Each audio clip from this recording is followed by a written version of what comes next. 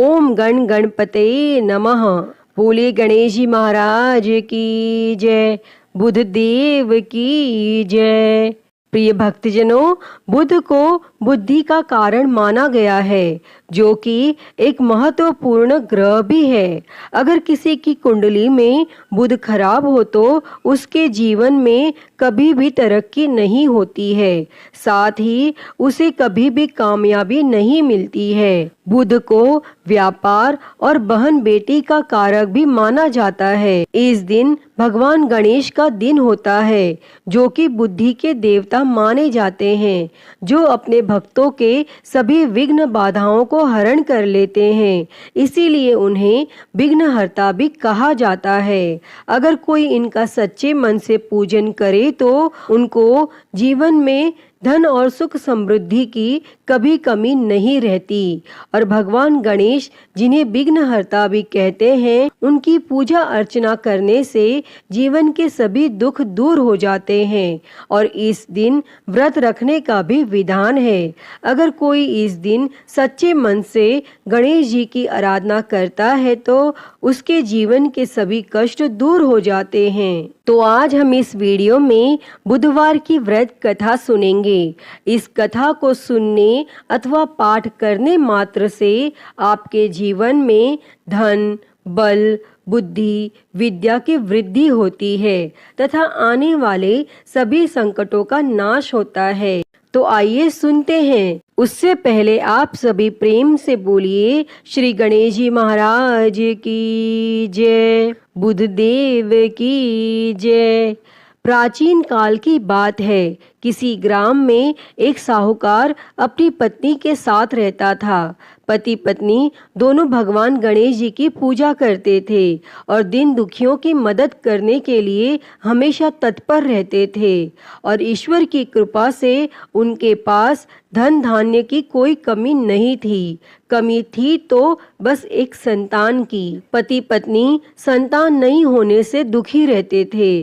तब गांव वाले संतान न होने की वजह से उन्हें हमेशा ताने सुनाते थे। पर साहूकार और उसकी पत्नी को ईश्वर पर पूर्ण विश्वास था। ईश्वर ने जरूर कुछ अच्छा सोच के रखा होगा हमारे लिए, ऐसा सोचा करते थे। एक बार वह पति पत्नी मंदिर में भगवान गणेश जी के दर्शन और पूजा अर्चना करने गए। और जब वे दोनों पूजा करके बाहर आए तो उन्होंने देखा कि एक बालक मंदिर की सीढ़ियों पर बैठकर रो रहा है। और उसके पास किसी को ना देखकर पति पत्नी दोनों बालक के पास गए और बालक को शांत कराया और उसके माता पिता को ढूंढने लगे। और जब उस बालक के माता पिता पति पत्नी को नहीं मिले तो वे दोनों बच्चे को मंदिर के पुजारी के पास ले गए और उन्होंने पुजारी से बोला, ये बच्चा हमें रोते हुए मंदिर के बाहर मिला है, क्या आप इसके माता पिता को जानते हैं? तब पुजारी ने कहा, नहीं। और अब पति पत्नी और पुजारी तीनों लोग बालक के माता पिता को ढूंढने लगे। काफी देर ढूंढने पर बच्चे के माता पिता नहीं मिले। तब पुजारी ने साहूकार और उसकी पत्नी को कहा, आप इस बालक को अपने घर ले जाइए। अगर इसके माता पिता इसे ढूंढते हुए आए तो मैं उन्हें लेकर आपके घर आ जाऊंगा। तब साहूकार और उसकी पत्नी बच्चे को लेकर अपने घर चले गए। काफी समय बीत गया और बालक के असली माता पिता का कोई पता नहीं चला।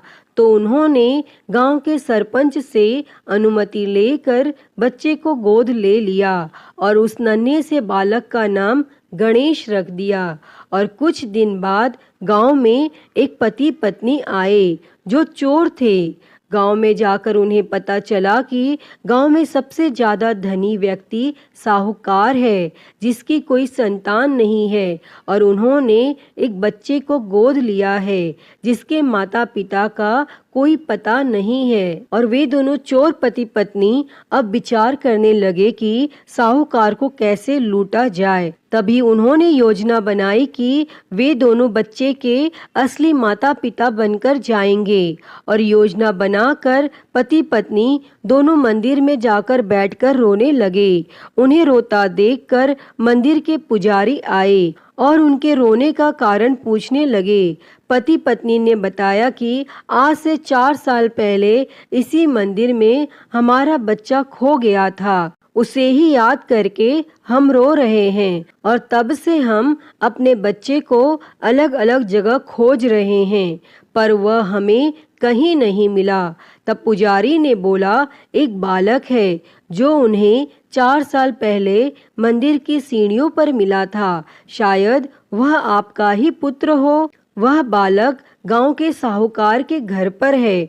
आप लोग मेरे साथ चलिए, मैं आपसे आपके पुत्र को मिलवाता हूँ। और इतना कहकर पुजारी उन दोनों पति पत्नी को लेकर साहूकार के घर चल दिए।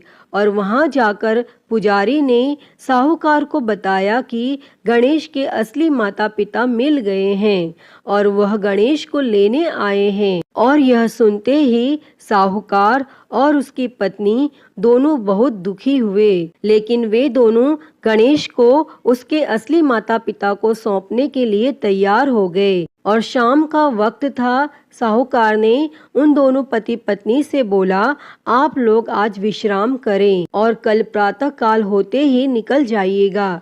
और यह सुनते ही पति पत्नी दोनों खुश हो गए, क्योंकि उन्हें चोरी करने का मौका मिल गया था। और तब रात्रि को जब साहूकार और उसकी पत्नी सोने चले गए, तभी दोनों चोर पति पत्नी उठे और चोरी करने के लिए तिजोरी को तोड़ने लगे। और आवाज सुनकर घर का नौकर जग गया और उसने जाकर देखा तो वही पति पत्नी थे जो खुद को गणेश का माता पिता बता रहे थे। तब नौकर ने कमरे का दरवाजा बाहर से बंद कर दिया और तेजी से मालिक को बुलाने लगा।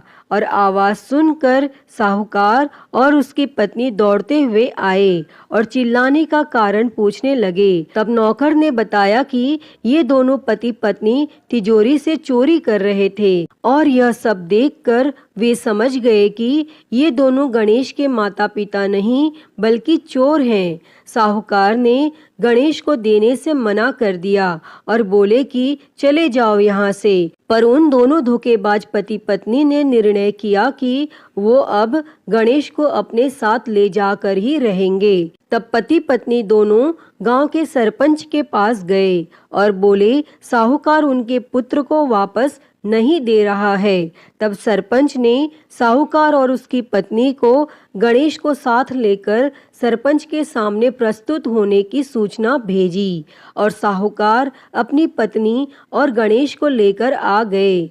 तब सरपंच ने भी फैसला किया कि साहूकार की पत्नी तथा दूसरी औरत जो गणेश को अपना पुत्र बोल रही थी, उन्हें सूर्य देवता के सामने अपना आंचल फैला के खड़े हो जाना है और जिसके भी आंचल से गणेश के मुंह में दूध जाएगा, गणेश उसका पुत्र कहलाएगा। तब दोनों औरतें अपना आंचल सूर्य देवता के सामने फैला के खड़ी हो गई और प्रार्थना करने लगी। तब भगवान गणेश जी के आशीर्वाद से साहूकार की पत्नी के आंचल से दूध की धारा गणेश के मुंह में आ गई। और यह देखकर साहूकार और उसकी पत्नी बहुत खुश हुए और सरपंच ने गणेश को साहूकार को सौंप दिया और वहां खड़े सभी लोग भगवान गणेश जी की जय जयकार करने लगे। अतः हे गणेश भगवान जी, जैसी कृपा आपने साहूकार और उसकी पत्नी पर की, वैसी ही कृपा इस कथा को कहते, सुनते और हुंकारा भरते सब पर करना। तो सभी प्रेम से बोलिए गणेश जी महाराज की जय। गणपति बाप्पा मोरया। प्रिय भक्तजनों, तो मैं उम्मीद करती हूँ कि आपको आज की यह कथा पसंद आई होगी और अगर वीडियो अच्छी लगी हो तो इसे लाइक करें, ज़्यादा से ज़्यादा शेयर करें और कमेंट में गणेश जी महाराज की जय लिखना ना भूलें। और महाकाल भक्ति ज्ञान चैनल को सब्सक्राइब कर नोटिफिकेशन बेल को ज़रूर ऑन कर लें। हर हर महादेव। धन्यवाद।